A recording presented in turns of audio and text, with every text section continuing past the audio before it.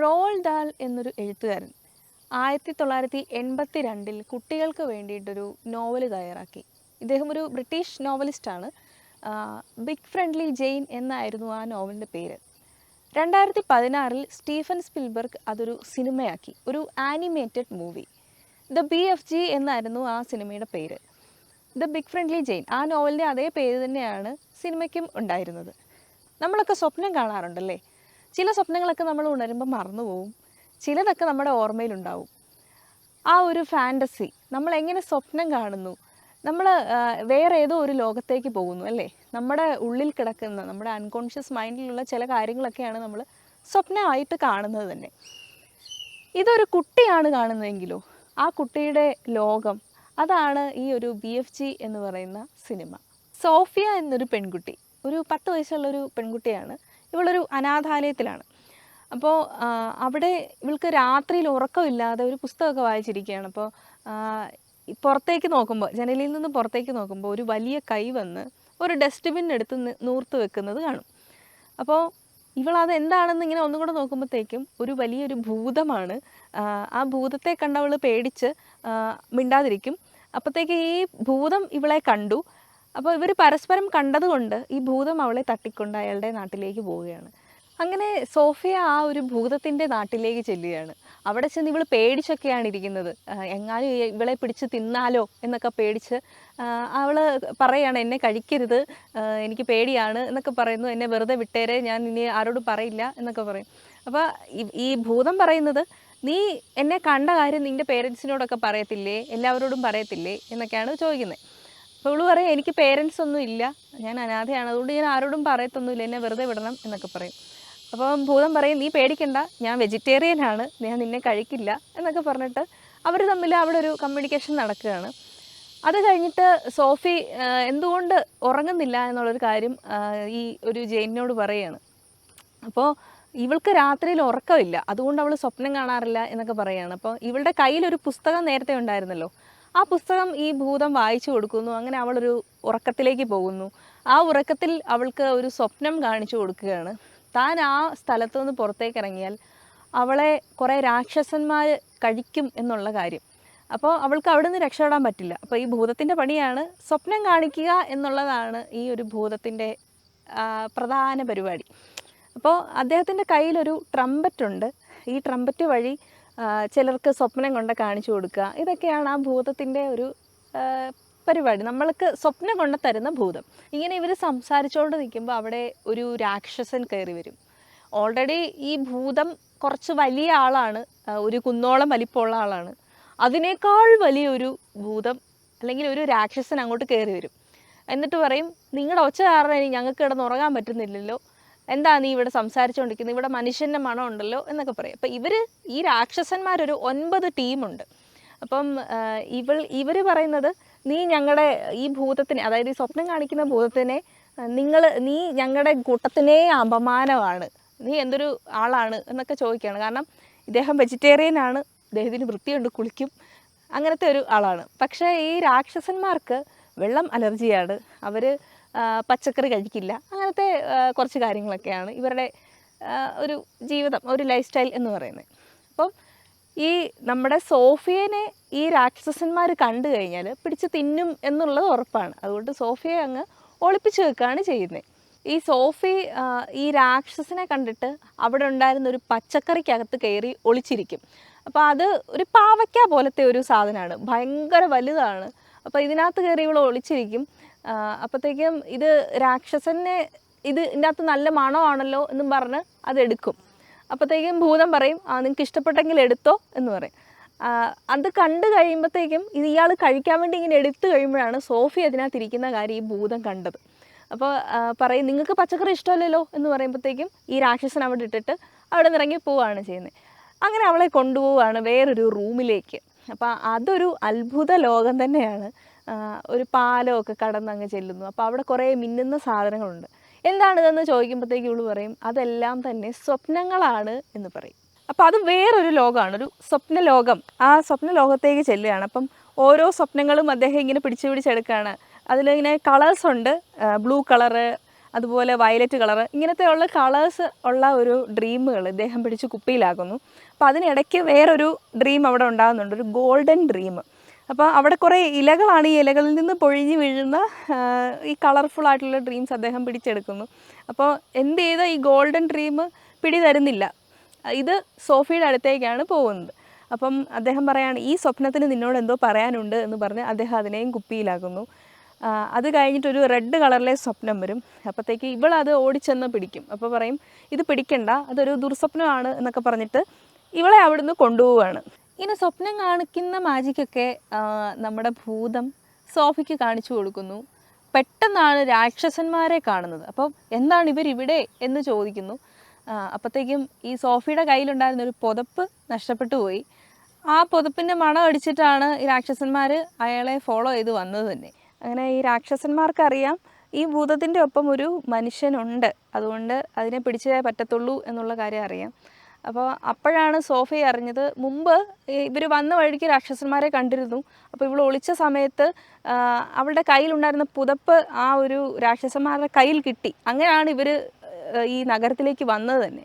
ഇങ്ങനെ ആ ഒരു രാക്ഷസന്മാരെ കണ്ടതുകൊണ്ട് സോഫിയെ അവിടെ ഉപേക്ഷിച്ചിട്ട് പോകാനായിട്ട് ഭൂതം തയ്യാറാകുന്നു. അതിനൊരു കാരണമുണ്ട്. മുൻപ് തന്നെ കണ്ട ഒരു കുട്ടിയെയും കൊണ്ട് ഭൂതം പോയിരുന്നു. ആ കുട്ടിയെ ഈ രാക്ഷസന്മാർ കഴിച്ചു.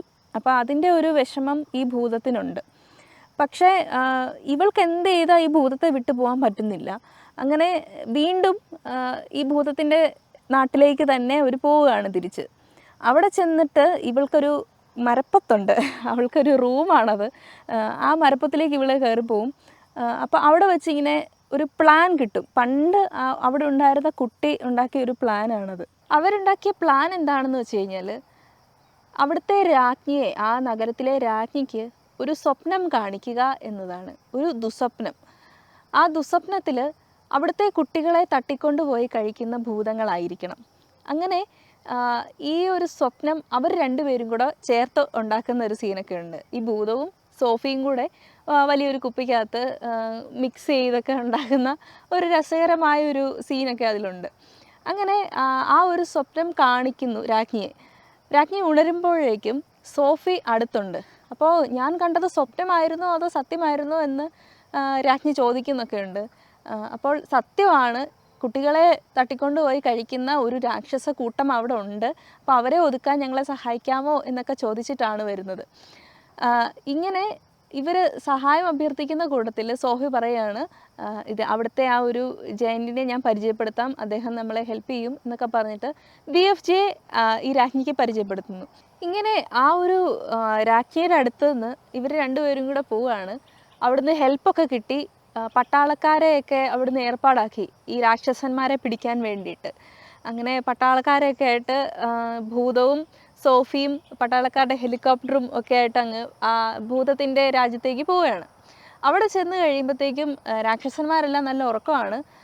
ഭൂതം പറയും, എൻ്റെ സിഗ്നൽ കിട്ടിയിട്ട് വന്നാൽ മതി എന്ന് പട്ടാളക്കാരോട് പറയും. എന്നിട്ട് സോഫിയും ഈ ഭൂതവും കൂടെ അവിടെ പോയിട്ട് കുറച്ച് ദുർസ്വപ്നങ്ങൾ ഉണ്ടാക്കുകയാണ് ഈ രാക്ഷസന്മാർക്ക് കൊടുക്കാൻ വേണ്ടിയിട്ട്. അപ്പോൾ രാക്ഷസന്മാർക്ക് കുറച്ച് കുറ്റബോധം ഉണ്ടാകണം, അവർ സങ്കടപ്പെടണം എന്നുള്ള രീതിയിലുള്ള സ്വപ്നങ്ങൾ ഉണ്ടാക്കുകയാണ്.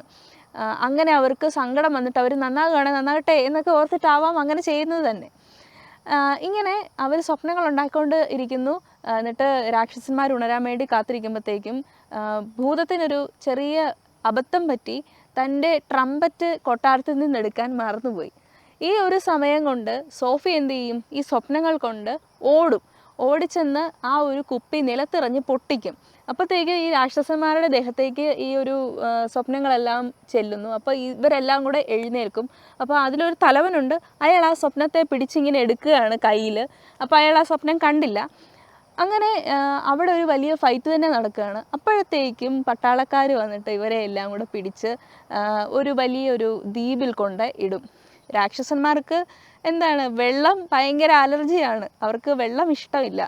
പോട്ടെ സാരമില്ല, വെള്ളം ഒന്ന് അഡ്ജസ്റ്റ് ചെയ്യാമെന്ന് വെക്കാം. പക്ഷേ അവർക്ക് കഴിക്കാനായിട്ട് മുമ്പ് കണ്ട ആ വലിയ പാവയ്ക്കകളുണ്ടല്ലോ, ആ വലിയ പച്ചക്കറികൾ, അതും അങ്ങ് ഇട്ട് കൊടുക്കും. ഇനിയുള്ള കാലം അവരവിടെ ജീവിക്കാൻ വേണ്ടിയിട്ട് ജീവിക്കേണ്ട ആൾക്കാർ തന്നെയാണല്ലോ, അതുകൊണ്ട് ഈ ഒരു പച്ചക്കറിയുടെ വിത്തും കൂടെ അങ്ങ് കൊടുത്തിട്ട് അവിടെ നിന്ന് എല്ലാവരും അങ്ങ് രക്ഷപ്പെടും.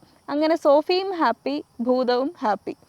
പക്ഷേ അവസാനം കാണിക്കുന്നത് ഈ കുട്ടി സ്വപ്നം കണ്ടതായിരുന്നു ഈ കാര്യമെല്ലാം തന്നെ. ഏതോ ഒരു ലോകത്തുള്ള ഒരു BFG തൻ്റെ ബെസ്റ്റ് ഫ്രണ്ടായി മാറുന്ന ആ ഒരു കഥയാണ് ഈ സിനിമ. റോald ദാhl ഈ ഒരു നോവൽ, ബിഗ് ഫ്രണ്ട്ലി ജെയിൻ എന്ന നോവൽ സമർപ്പിച്ചിരിക്കുന്നത് തൻ്റെ മരിച്ചുപോയ കുട്ടിക്ക് വേണ്ടിയിട്ടാണ്. അപ്പോൾ ഈ ഒരു സിനിമയിലേക്ക് അത് കൊണ്ടുവരുമ്പോഴത്തേക്കും അങ്ങനെയൊന്നും പറയുന്നൊന്നുമില്ല. അപ്പോൾ അതിൻ്റെ ഒരു അഡാപ്റ്റേഷൻ എന്ന് പറയുമ്പോൾ ഭയങ്കര ഇങ്ങനെ ഈ ഒരു ഭൂതം ഇങ്ങനെ ആയിരിക്കണം എന്നുള്ള ഒരു ടൈപ്പ് ഓഫ് ക്രിയേറ്റിവിറ്റി ഇതിൻ്റെ സ്ക്രീൻ പ്ലേയിൽ നമുക്ക് കാണാൻ സാധിക്കും. അപ്പോൾ വലിയ മനുഷ്യർ, ഒരു മലയേക്കാൾ അല്ലെങ്കിൽ ഒരു കുന്നിനോളം ഒക്കെ ഉള്ള ആളുകളെ നമ്മൾക്കൊന്ന് കാണാൻ പോലും, അവർക്ക് നമ്മളെ നോക്കുമ്പോൾ കാണാൻ സാധിക്കുമോ എന്ന് പോലും നമുക്ക് സംശയം തോന്നും. അപ്പോൾ അങ്ങനെയുള്ളൊരു സ്ക്രീൻ പ്ലേ ആണ് ഇതിൻ്റെ. അപ്പോൾ ഒരു അഡാപ്റ്റേഷൻ മൂവി എന്ന് പറയുമ്പോഴത്തേക്കും അതിനകത്ത് ഒരുപാട് കാര്യങ്ങൾ കൂട്ടിച്ചേർക്കേണ്ടി വരുന്നു. ഈ ഒരു സിനിമയുടെ സ്ക്രീൻ പ്ലേ ചെയ്തിരിക്കുന്നത് മെലിസ മാത്തിസൺ എന്നൊരു റൈറ്ററാണ്. ഈ സിനിമയിൽ കുറച്ച് സ്പെഷ്യൽ ഷോട്ടുകളൊക്കെ ഉണ്ട്. ഈ സിനിമയുടെ തുടക്കത്തിൽ ഇങ്ങനെ പൂച്ച വന്ന് തട്ടിമറിച്ചിടുന്ന ആ വേസ്റ്റ് ബിന്നും, അതുപോലെ ആരും കാണാതെ ഇവള് സ്റ്റെപ്പിൽ വന്ന് ഈ സോഫി വന്നിങ്ങനെ ഒളിച്ചിരിക്കുന്ന സീനും, അതുപോലെ വാർഡൻ വന്നിങ്ങനെ നിൽക്കുന്ന, വാർഡനെ കാണിക്കുന്നൊന്നുമില്ല, ഒരു നിഴലേ കാണിക്കുന്നുള്ളൂ, അങ്ങനെ വന്ന് നിൽക്കുന്ന ചില ഷോട്ടുകളൊക്കെ ഉണ്ട്. അതുപോലെ ഇതിനകത്ത് ഭയങ്കര കൂളായിട്ട് നമുക്ക് കാണാൻ സാധിക്കുന്ന ഒരു കാഴ്ചയുടെ മറ്റൊരു അനുഭവമാണ് ഈ സിനിമയിലൂടെ നമുക്ക് കിട്ടുന്നത് തന്നെ. ഈ ഒരു സിനിമയുടെ സിനിമാറ്റോഗ്രാഫി നിർവഹിച്ചിരിക്കുന്നത് ജാനുസ് കാമിൻസ്കി എന്ന് പറയുന്ന ഒരു സിനിമാറ്റോഗ്രാഫറാണ്. അദ്ദേഹം ഒരു പോളിഷ് സിനിമാറ്റോഗ്രാഫറാണ്. എങ്കിലും സ്റ്റീഫൻ സ്പിൽബർഗിൻ്റെ സിനിമകൾക്കാണ് അദ്ദേഹം കൂടുതലും ക്യാമറ ചലിപ്പിച്ചിട്ടുള്ളത് തന്നെ. അതുകൊണ്ട് തന്നെ അദ്ദേഹത്തിന് സ്റ്റീഫൻ സ്പിൽബർഗിൻ്റെ തന്നെ മറ്റൊരു സിനിമയിലൂടെയാണ് ബെസ്റ്റ് സിനിമാറ്റോഗ്രാഫർക്കുള്ള അവാർഡും ലഭിച്ചിട്ടുള്ളത്. BFG ഒരു ആനിമേറ്റഡ് മൂവി ആയതുകൊണ്ട് തന്നെ ഇതിനകത്തെ ഓരോ രംഗങ്ങളും നമ്മളെ പിടിച്ചിരുത്തുന്ന തരത്തിലുള്ളതായിരിക്കണം. അപ്പോൾ ഇതിനകത്തെ ഓരോ സീൻസിനും പ്രത്യേകിച്ച് ആ ഭൂതം ഓടിപ്പോകുന്ന സീന്, അതുപോലെ നോക്കുന്നത്, അതുപോലെ കേൾക്കുന്നത്, അങ്ങനെയൊക്കെ ഉള്ള സിറ്റുവേഷൻസിൽ ചില പ്രത്യേക മ്യൂസിക്കുകളൊക്കെ ഇതിൽ ആഡ് ചെയ്തിട്ടുണ്ട്. ഈ ഒരു സിനിമയുടെ മ്യൂസിക് ചെയ്തിരിക്കുന്നത് ജോൺ വില്യംസ് എന്നൊരു മ്യൂസിക് ഡയറക്ടറാണ്. പിന്നെ ഇത് കൂടാതെ ഇതിനകത്ത് ഓരോ രംഗങ്ങൾക്കും പ്രത്യേകം ഒരു എഡിറ്റിംഗ് രീതി ഇതിനകത്തുണ്ട്. BFG എന്ന ഈ ഒരു ആനിമേറ്റഡ് മൂവിക്ക് എഡിറ്റിങ്ങിന് ഭയങ്കര ഇമ്പോർട്ടൻസ് ഉണ്ട്. നമുക്ക് പറയാതെ തന്നെ അറിയാവുന്നൊരു കാര്യം തന്നെയാണ്. അപ്പോൾ ഇതിനകത്തെ ഓരോ ഷോട്ടുകളിലും പ്രത്യേകിച്ച് ഭൂതത്തിൻ്റെ ആ ഒരു സീനുകളിലൊക്കെ തന്നെ എന്താണ് ഇയാൾ പ്രത്യേകം കുടിക്കുന്ന ഒരു ഡ്രിങ്ക് ഉണ്ട്. അപ്പോൾ ആ ഡ്രിങ്കിൻ്റെ ബബിൾസ് മുകളിൽ നിന്ന് താഴേക്കാണ് വരുന്നത്. അങ്ങനത്തെ ചെറിയ ഷോട്ടുകളൊക്കെ ഇതിനകത്തുണ്ട്. അപ്പോൾ അത് കുടിച്ച് കഴിയുമ്പോൾ ഗ്യാസ് എങ്ങോട്ടാണ് പോകുന്നതെന്ന് പറയേണ്ട കാര്യമൊന്നുമില്ലല്ലോ. അപ്പോൾ അത് കുടിച്ച് കഴിയുമ്പോഴത്തേക്കും ഈ രാജ്ഞിക്കൊക്കെ കൊണ്ട് കൊടുക്കുന്നൊരു സീനുണ്ട്. അപ്പോൾ അത് കുടിച്ച് കഴിയുമ്പോഴത്തേനും തെറിച്ച് പോകുന്ന സീന്, അതുപോലെ ഇതിനകത്ത് ആ ഭൂതം ഓടിപ്പോകുന്ന ഒരു സീനുണ്ട്. അപ്പോൾ ഈ കുറേ മരങ്ങൾ ഇങ്ങനെ ചായുന്ന ഒരു സീനൊക്കെ ഉണ്ട്. അപ്പോൾ ഇതിൻ്റെ ഒരു എഡിറ്റിംഗ് എന്ന് പറയുന്നത് ഭയങ്കര മനോഹരമാണ്. നമുക്ക് പ്രസൻ്റായിട്ട് നമുക്ക് തോന്നും ഇതൊരു ഇമാജിനറി വേർഡല്ല എന്ന് തോന്നുന്ന രീതിയിലുള്ള ആ ഒരു സംഗതി. അപ്പോൾ ഇതിൻ്റെ ഒരു എഡിറ്റിംഗ് നിർവഹിച്ചിരിക്കുന്നത് മൈക്കിൾ ഖാൻ എന്ന് പറയുന്ന ഒരു എഡിറ്ററാണ്. അപ്പോൾ ഇതിനകത്ത് ഈ കുട്ടി സ്വപ്നം പിടിക്കാൻ പോകുന്ന സീനൊക്കെ ഉണ്ട്. അപ്പോൾ ഈ സ്വപ്നങ്ങൾക്ക് കളർ കൊടുക്കുന്നു. അപ്പോൾ ഈ കളറുള്ള ഓരോ സ്വപ്നങ്ങളുടെയും കളറുകൾ വെച്ചിട്ട് അതെങ്ങനത്തെ സ്വപ്നങ്ങളാണ് എന്നൊക്കെ അനലൈസ് ചെയ്യുന്ന ആ ഒരു എഡിറ്റിംഗ് ടെക്നിക്ക് ഇതിനകത്ത് ഭയങ്കര സ്പെഷ്യലായിട്ടുള്ളൊരു കാര്യം തന്നെയാണ്. ഒരു 8 വയസ്സോ അല്ലെങ്കിൽ ഒരു 9 വയസ്സോ 10 വയസ്സോ ഒക്കെ ഉള്ള ആ ഒരു ഏജ് കാറ്റഗറിയിൽ പെടുന്ന കുട്ടികളുടെ ഒരു ഇമാജിനറി വേൾഡ്, അവർക്ക് തന്നെത്താനെ ഉണ്ടാക്കിയെടുക്കാൻ കഴിയുന്ന ആ ഒരു ഇമാജിനറി വേൾഡിനെയാണ് നമ്മുടെ മുന്നിൽ അദ്ദേഹം വിഷ്വലൈസ് ചെയ്ത് കാണിച്ചിരിക്കുന്നത്. മറ്റൊരു സിനിമയുടെ വിശേഷവുമായി വീണ്ടും കാണാം. ബൈ.